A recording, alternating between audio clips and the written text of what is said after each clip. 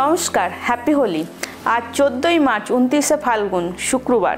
আজ সূর্যোদয় হবে 5টা 52 ও সূর্যাস্ত যাবে 5টা 41 মিনিটে। পূর্ণিমা থাকবে দিবা 11টা 35 পর্যন্ত।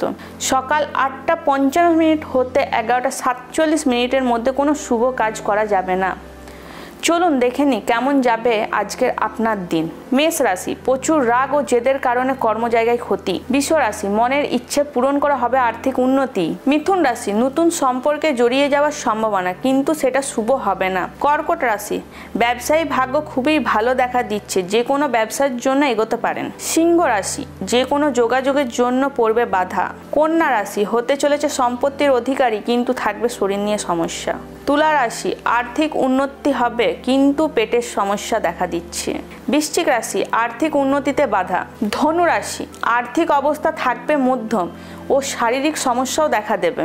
মকর রাশি, কোনো রকম শুভ সম্পর্কে জড়ানো যাবে না। কুম্ভ রাশি, মানসিক চাপ বাড়বে ও শরীর নিয়ে ভোগান্তি হবে। মীন রাশি, জলজ জায়গায় ভ্রমণ ও হবে আর্থিক উন্নতি। আজ এই পর্যন্তই। আপনারা সুস্থ থাকুন, ভালো থাকুন, দুশ্চিন্তা মুক্ত হন এবং প্রচুর অর্থের মালিক হন। নমস্কার।